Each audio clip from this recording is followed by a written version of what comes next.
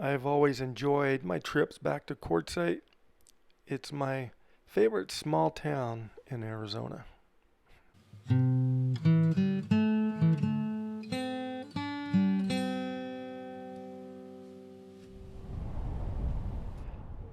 But before we get to Quartzsite, I wanted to stop by this project I heard about. It's called 10 West Link.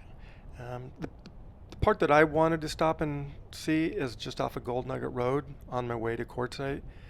So it's a 125-mile stretch of power lines that go from Tonopah, Arizona, all the way to Blythe, California.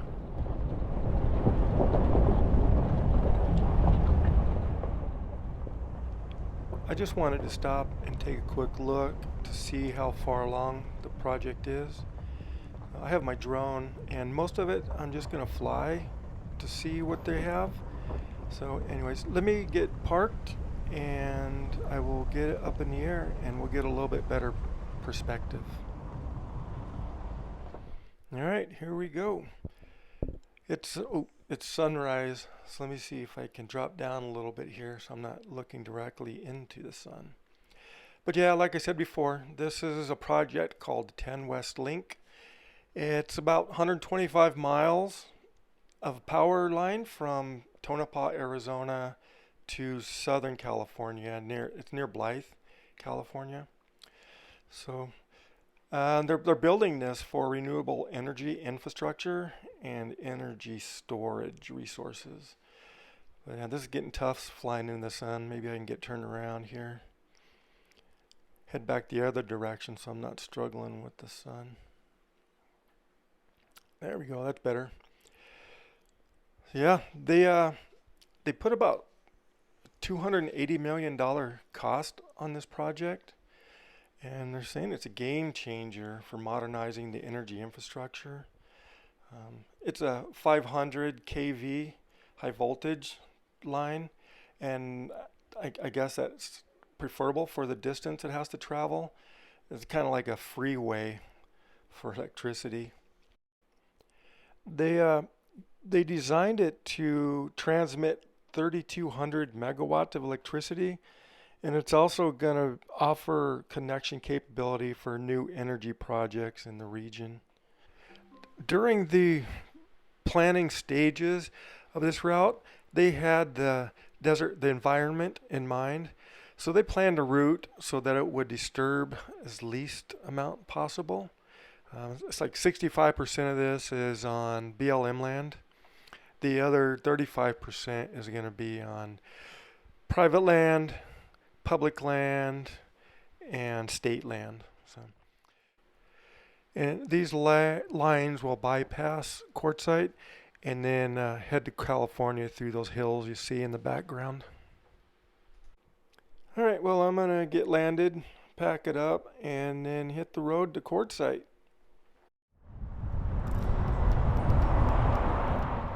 Well, this is the way towards Quartzsite. We're on Gold Nugget Road where the power lines were, and we're only about 11 miles from Quartzsite, and I've been looking forward to this trip for a little while.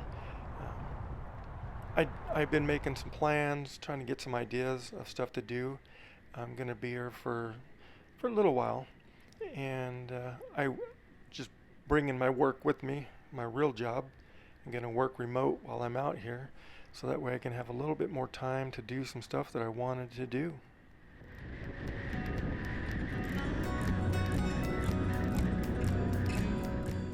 And hey, if I could just remind you to reach down, press that like button, and subscribe if you haven't.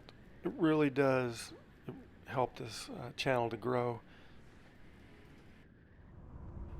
All right, we made it to Quartzsite. Yeah, I thought those power lines were pretty cool. I just kind of wanted to see how far along they were. It looks like they're well on their way to being operational this next year. And I know there's a big push. I think that they needed to upgrade the infrastructure for our energy. And I know there's also a big push for the fiber optics system through our country, which is going to be great to see all that.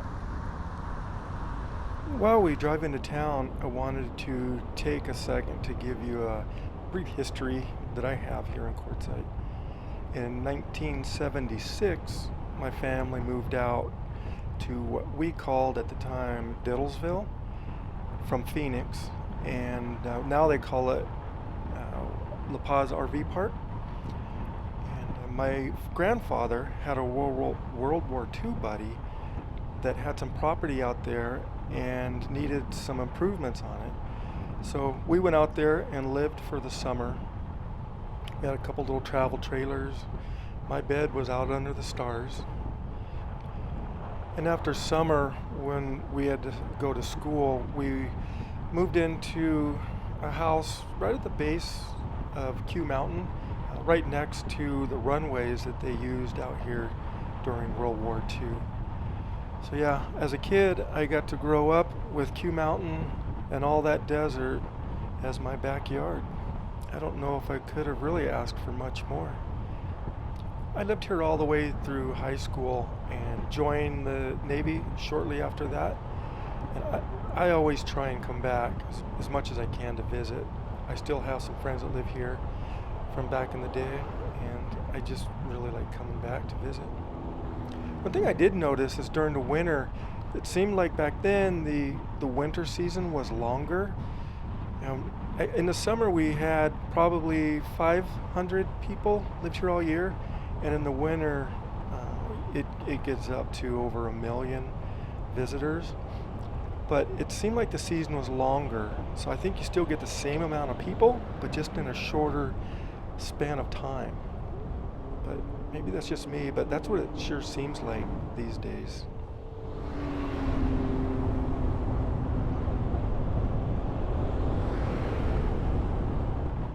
Up here on the left is the Quartzsite Museum.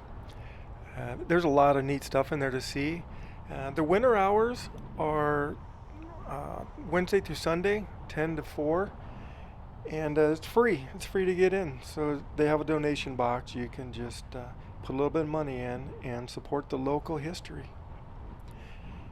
This is the Tyson Wash that we're going over now. I remember when these were timber bridges, and I don't know, one day there were some kids underneath playing, or somebody was underneath there, and since it was all creosote covered, it went up and it burned it down.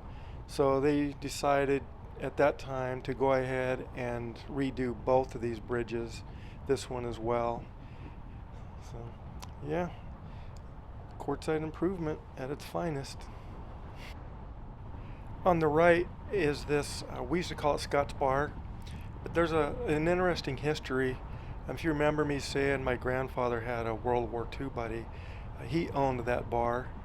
So I want to do a little bit of a deeper dive on that building and explain some of the history that I know. And up here on the right, you see this blue and white building. It used to be a gas station. Back in the day, somebody turned that into an adult store. There's adult books and movies in there. And there's the Stagecoach. I used to work there as a kid, washing dishes. So, man, a lot of history. A lot of stuff has changed, but a lot of stuff is still the same. We still had all the truck stops, buildings like the yacht club right here. Just a local watering hole. A lot of people went in to drink. And there was no McDonald's, no big brand, like Pilot. None of that was here. And on the left, that's the old Stuckey's that was here. And if you get a chance, check out this jerky store. They don't sell just jerky. It's really nicely done inside. They do jellies and candies. Yeah, check that out. It's really nice in there. I wanted to check out this new Tesla supercharger station. It's practically brand new, but I missed my turn, so I'm gonna go a little bit of a longer way through this gas station. But let me see here. All right, here we go. So yeah, this new station it was built with 88 stalls. Um, it's not the largest in the country. I guess there's one in California. There's somewhere that has 98 stalls, but those were built and added to it to get to the 98. So this is actually the largest station built with 88 stalls all in one. And over on the right, you can see they have pulled through. So some of these Tesla vehicles that are pulling trailers can get in there. This is cool. I would have never thought that Quartzsite would be getting something like this. And you can also see they have these large solar panel roofs. It's definitely going to help charge some of these up, taking this Arizona sun, taking advantage of that. But it makes sense to have them here because they're like halfway between Phoenix and LA. I don't have a Tesla, but I thought this was really neat to come and check out. And this isn't even the only Tesla station here. Just down the road, there's another station. It has like 36 stalls, and they're V2 and V3 stalls. I'm not sure what that means, but for you Tesla people, there's some information for you. All right, well, that's the Tesla supercharging station, and this is kind of a cool little Army surplus store. I'm gonna have to try and stop in here a little bit, see what they've got.